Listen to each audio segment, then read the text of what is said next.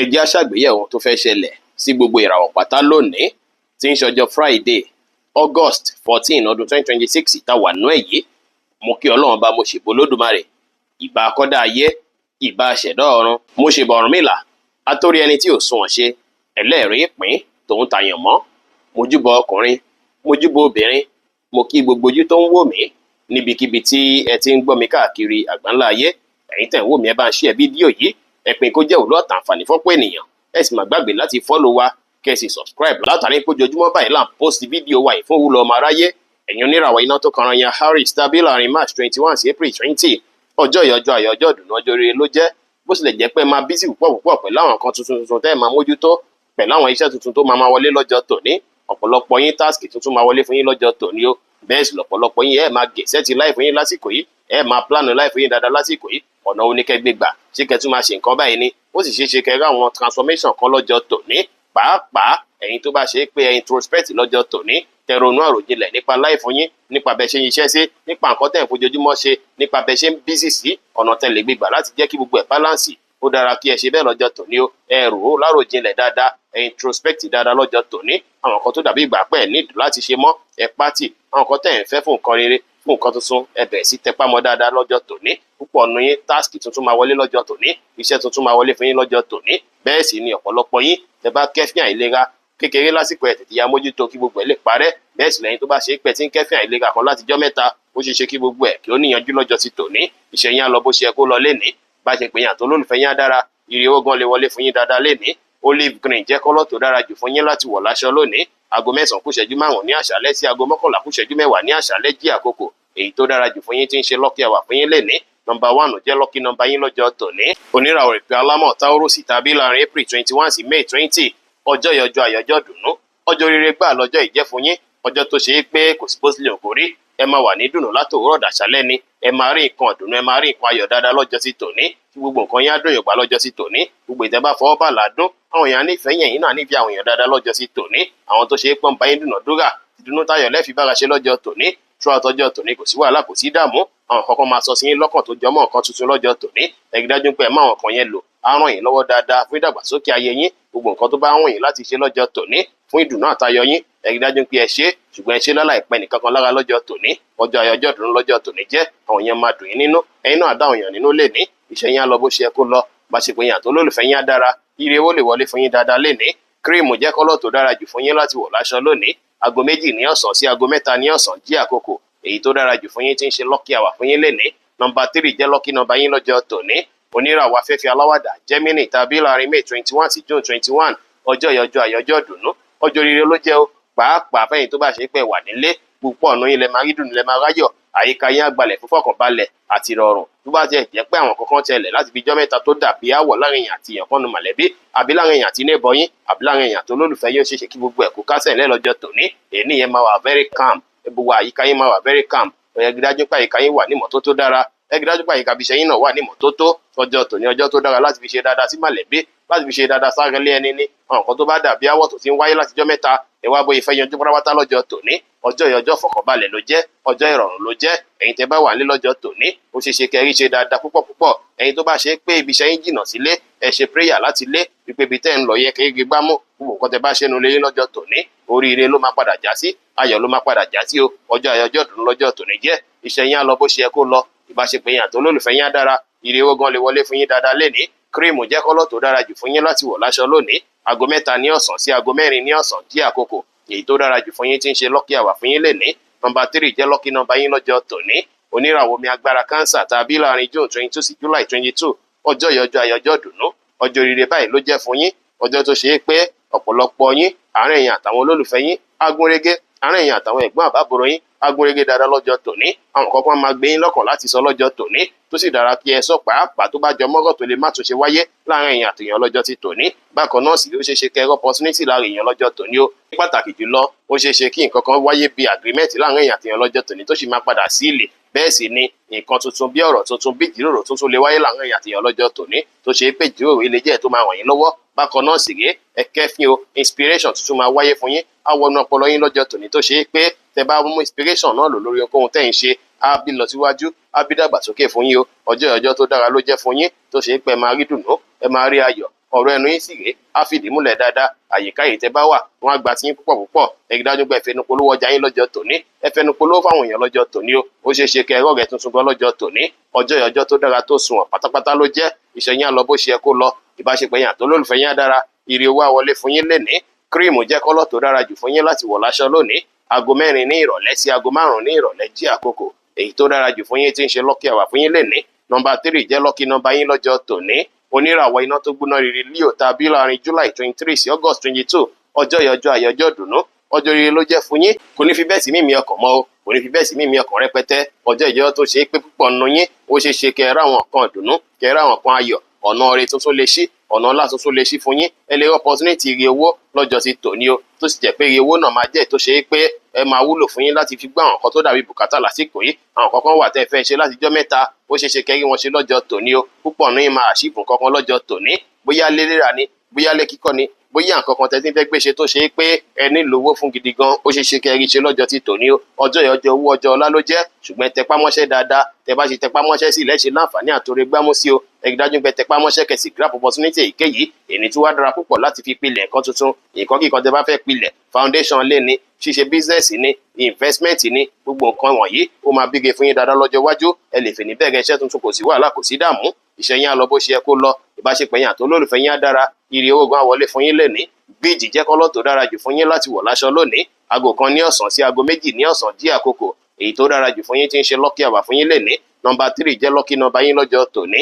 Oníràwọ̀ ìpẹ́ funfun Virgo tàbí láàrin August 23 sí September 22. Ọjọ́ ìyọjọ́ rere ló jẹ́, ọjọ́ àyájọ́ ìdùnnú ló jẹ́ o. Àwọn nǹkan tó ti dàbí ìgbà pé ó ń fix sí yín lágbárí láti jọ́ mẹ́ta tẹ́tí ń ronú lé lórí lọ́tún lósì, tẹ́ ń ronú àròkàn lé lórí tó dàbí ìgbà pé ó ń jayín láyà, tó dàbí ìgbà pé ń lálàkàlà lọ́tún lósì. Gbogbo ẹ̀ pátápátá máa die down pátápátá lọ́jọ́ tòní o. Ẹ máa ní free mind lọ́jọ́ tòní. Ẹ máa ní clarity of thought lọ́jọ́ tòní. Kò ní sí pé bóyá ẹ̀ ń ronú àròkàn ẹ̀ ríro lọ́jọ́ tòní. Gbogbo nǹkan tẹ́ bá ń rò kíákíá lẹ́ẹ̀ máa grab kankan látara ẹ̀. Ọjọ́ tòní ọjọ́ tó dára ló jẹ́. Ẹ máa wà smart, ọpọlọ yín á jí pépé. Bẹ́ẹ̀ sì ni ọjọ́ tòní ó ṣeé ṣe kí ọ̀pọ̀lọpọ̀ yín kí ẹ tún gòkè sí lọ́jọ́ ti tòní tó ṣe é pé ẹ gẹ̀ẹ́tì ara yín dáadáa. Ẹ rojú ráyè mójútọ́rọ̀ láìfara ara ti yín dáadáa lọ́jọ́ tòní. Èyí dára láti fi jàrí wòye sí nípa láìfù yín gangan. Ẹ review láìfù yín, ẹ rí evaluate ẹ, ẹ wòye sí àwọn ibi tẹ́ fọ́ọ̀lù sí àti ibi tẹ́ kù sí, ibi tẹ́ nílò nǹkan sí àti ibi tó ṣe é pẹ̀ nílò nǹkan sí. Ẹ ronú jinlẹ̀ dáadáa. Àsìkò àtúnṣe nípa ayé ara ẹni lélẹ́yìí jẹ́ fún yín. Ẹ rí dájú pé ẹ ṣàtúnṣe àwọn èròǹgbà ọkàn yín, àwọn nǹkan tẹ́ ń ṣe pátápátá. Bákan náà sì ré ẹ gbọ́dọ̀ fẹ́nikẹ́ni ṣọ́ iṣẹ́ yín lọ́jọ́ tòní. Iṣẹ́ kíṣẹ́ tẹ́ bá ń ṣe ẹ̀yin fúnra lára yín lẹ gbọ́dọ̀ mójútó fúnra lára yín. Ẹ má fi lo ẹnikẹ́ni pé lágbájá bá mi mójútó ṣẹ́yìn mò ń bọ̀. Ẹ kí sara kó má bàṣẹ yín jẹ́. Ẹ má jẹ́ kẹ́nikẹ́ni mójútó nǹkan yín, ẹ̀yin fúnra lára yín ní kẹ́ mójútó dáadáa lọ́jọ́ tòní. Ọjọ́ tòní ọjọ́ tó dára ló jẹ́, ṣùgbọ́n kó dára rárá láti fi daṣẹ́ pọ̀ pẹ̀lú èèyàn. Ẹ lè pilẹ̀ ẹ̀kọ́ yín fúnra yín, kẹ̀sì nǹkan fúnra yín ló dára. Ẹ gbọ́ advice ara yín ló dára. Ọpọlọ yín á jí pépé dáadáa lọ́jọ́ ti tòní. Ẹ rí dájú pé kára yín kú bàbàrà. Ẹ avoid self limitation lọ́jọ́ tòní o. Ọjọ́ yìí ọjọ́ tó dára ló jẹ́. Iṣẹ́ yín á lọ bó ṣe yẹ kó lọ. Ìbáṣepọ̀ yín àtolólùfẹ́ yín á dára. Ire owó gan lè wọlé fún yín dáadáa lénìí. Orange jẹ́ kọ́lọ̀ tó dára jù fún yín láti wọ̀ láṣọ lónìí. Aago 7 kù ìṣẹ́jú 10 láàárọ̀ sí aago 9 kù ìṣẹ́jú 15 láàárọ̀ jí àkókò èyí tó dára jù fún yín tí ń ṣe lucky hour fún yín lénìí. Nọ́mbà 1 jẹ́ lucky nọ́mbà yín lọ́jọ́ tòní o. Oníràwọ̀ afẹ́fẹ́ má rí mi fi Libra tàbí láàrin September 23 sí October 22. Ọjọ́ yìí ọjọ́ àyọjọ́ ìdùnnú. Ọjọ́ rere ló jẹ́ fún yín. Bó tilẹ̀ jẹ́ pé ó dàbí ìgbà pé ọ̀pọ̀lọpọ̀ yín ẹ̀ ń ronú àwọn kankan nínú mind yín lọ́tún lósì, ṣùgbọ́n lọ́jọ́ tòní ìrònú yóò ní pọ̀ ju bó ṣe ẹ lọ. Ẹ máa ní clarity of thought. Àwọn kankan máa sọ sí yín lọ́kàn dáadáa lọ́jọ́ tòní. Àwọn kankan máa kanlẹ̀kùn ọkàn yín pé lágbájá ó yá wá ṣe báyìí, lágbájá ó yá àsìkò ti tó láti gbé ìgbésẹ̀ báyìí. Nǹkan tó kù tí wàá ṣe lélẹ́yìí. Ohun yẹn á máa bá yín sọ̀rọ̀ bí ìgbà pé ẹjọ́ jẹ́ pàdípàdí báyìí ni. Ẹ rí dájú pé ẹ tẹ̀lé ẹ̀mí inú yín ló ń bá yín sọ̀rọ̀ yẹn. Àwọn akẹgbẹ́ yín ló ń bá yín sọ̀rọ̀ yẹn. Àwọn ẹ̀mí inú yín máa bá yín sọ̀rọ̀ dáadáa lásìkò yẹn, tẹ̀lé dáadáa. Àwọn àlá tẹ́sì máa lá lásìkò yìí, àlá tó máa dára ni. Yàtọ̀ sí tàtẹ̀yìnwá, ọ̀pọ̀lọpọ̀ yín máa rí àwọn opportunity láti ṣàwọn kankan tuntun lọ́jọ́ tòní. Púpọ̀ ọ̀run yóò dára kẹ́ ṣe nǹkan tó jọmọ́ spiritual work lọ́jọ́ tòní. Látàrí pé nǹkan tẹ́ bá ṣe tó jọmọ́ spiritual work lénìí, nǹkan náà máa dìtẹ́wọ́gbà o láṣẹ lọ́wọ́ Ọlọ́run bá. Ọjọ́ yìí ọjọ́ tó dára ló jẹ́ fún yín tí gbogbo nǹkan yín á bẹ̀ sí lọ déédé. Bẹ́ẹ̀ sì ni ẹ máa mọ̀nà àbáyọ sáwọn ọ̀pọ̀lọpọ̀ ìṣòro yín. Èyí tó dára púpọ̀ fún yín láti ṣèwádìí. Ẹ̀yin tẹ́ fẹ́ ṣèwádìí lónírúurú láǹfààní àti kàn sí wa ní WhatsApp 09033897161. Ọjọ́ yìí ọjọ́ tó dára ló jẹ́ fẹ́yìn tẹ́ ń lò ràwọ̀ yìí o. Iṣẹ́ yín á lọ bó ṣe yẹ kó lọ. Tẹ́ bá gbọ́ràn sí ohun tó sọ sí yín lọ́kàn lẹ́nu. Ìbáṣepọ̀ yín àtolólùfẹ́ yín á dára. Tẹ́ bá gbọ́rọ̀ tó ń sọ sí yín lọ́kàn lẹ́nu. Tẹ́ sì kanra rárá, tẹ́ wà negative rárá. Bẹ́ẹ̀ sì ni ire owó lè wọlé fún yín lọ́jọ́ tòní. Tẹ́ bá ṣe bẹ́ẹ̀, white jẹ́ kọ́lọ̀ tó dára jù fún yín láti wọ̀ láṣọ lónìí. Aago 9 kù ìṣẹ́jú 15 láàárọ̀ sí aago 11 láàárọ̀ jí àkókò èyí tó dára jù fún yín tí ń ṣe lucky hour fún yín lénìí. Nọ́mbà 9 jẹ́ lucky number yín lọ́jọ́ tòní o.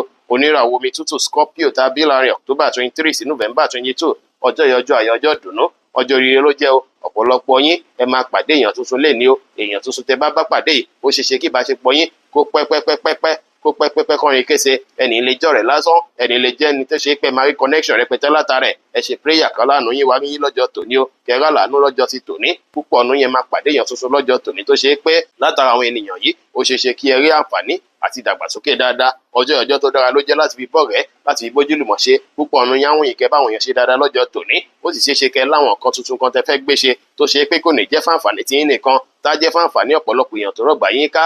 Ọjọ́ tó ṣe pé ẹ̀ ní ṣe lásán, ẹ̀ ní wà lẹ́yìn nìkan, àwọn èèyàn àdúró tì yín, àwọn èèyàn àgbárùkù tì yín, tẹ̀sí máa rí dùnú tẹ máa rí ayọ̀. Ó ṣeéṣe kó ṣe pé àwọn àǹfààní tẹ́tí ń fẹ́ látijọ́ mẹ́ta, àwọn sọ̀pọ́ọ̀tì tẹ́tí ń fẹ́ látijọ́ mẹ́ta, ó ṣeéṣe kó ṣe pé nílẹ̀ máa rí o. Ọjọ́ tó dára ló jẹ́. Ìbáṣepọ̀ yín àti olólùfẹ́ yín á dára, iṣẹ́ yín náà lọ déédé. Pàápàá yín tẹ́ bá ń ṣiṣẹ́ tó jọmọ́ teamwork, wọ́n á gbárùkù tì yín dáadáa láàyè iṣẹ́ lọ́jọ́ tòní tí gbogbo nǹkan á sì dùn yín gbà. Ire owó náà lè wọlé fún yín lénìí. Turquoise blue jẹ́ kọ́lọ̀ tó dára jù fún yín láti wọ̀ láṣọ lónìí. Aago 11 láàárọ̀ sí aago 1 kọjá ìṣẹ́jú 15 ní ọ̀sán jí àkókò.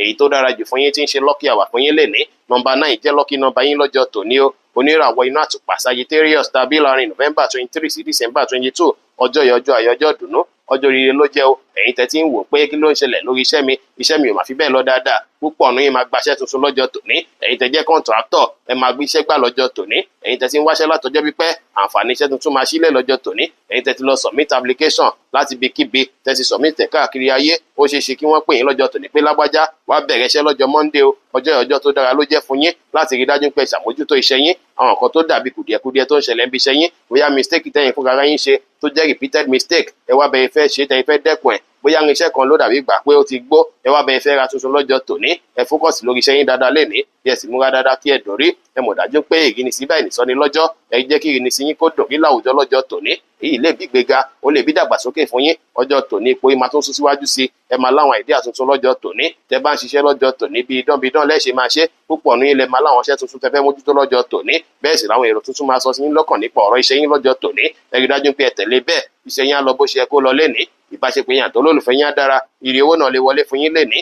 Light grey jẹ́ kọ́lọ̀ tó dára jù fún yín láti wọ̀ láṣọ lónìí. Aago 1 kọjá ìṣẹ́jú 15 ní ọ̀sán sí aago 3 kọjá 30 ìṣẹ́jú ní ọ̀sán jí àkókò. Èyí tó dára jù fún yín tí ń ṣe lucky hour fún yín lénìí. Nọ́mbà 7 jẹ́ lucky number yín lọ́jọ́ tòní o. Oníràwọ̀ ìpele eruku Capricorn tàbí láàrin December 23 sí January 19 ọjọ́ ìyọjọ́ àyọjọ́ dùnú ọjọ́ ire ló jẹ́. Ọjọ́ tó ṣe pé púpọ̀ nínú yín ó ṣeéṣe kí àwọn nǹkan bí ìfà, àwọn nǹkan bí àǹfààní kó wọlé fún yín o. Bẹ́ẹ̀ sì lọ́pọ̀lọpọ̀ yín máa jí pípé ẹ máa kọ́ ẹ̀kọ́ nípa nǹkan tuntun lénìí, ẹ máa ní ìmọ̀ nípa nǹkan tuntun lénìí. Púpọ̀ nínú yín ó ṣeéṣe káwọn nǹkan tó jọmọ́ travel kó wáyé fún yín lọ́jọ́ tòní o. Ìrìn àjò tuntun ó máa wá sí yín lẹ́sẹ̀ lọ́jọ́ tòní tó ṣe pé ìrìn àjò yìí ó lè bíire, ó lè bí àná, ó lè bí fọkànbalẹ̀ fún yín. Ọjọ́ tó dára púpọ̀ ló jẹ́ fún yín. Gbogbo nǹkan yá bẹ́ẹ̀ sí lọ bó ṣe kó lọ, nǹkan yá bẹ́ẹ̀ sí sẹ́ẹ̀tì lẹ́sẹẹsẹ lọ́jọ́ ti tòní. Ọjọ́ tó ṣe pé ọ̀pọ̀lọpọ̀ yín àwọn nǹkan yín máa búrẹ́kẹ́ sí dáadáa. Àǹfààní tuntun máa wọlé látàbúrọ̀dù, connection tuntun lè wáyé lọ́jọ́ tòní. Ẹ ṣàrí dájú pé ẹ lo brilliance yín àtọpọlọ pípé yín àti ìgboyà yín lórí ohunkóhun lọ́jọ́ tòní láti fi ṣàtúnṣe láìfún yín ní kíákíá.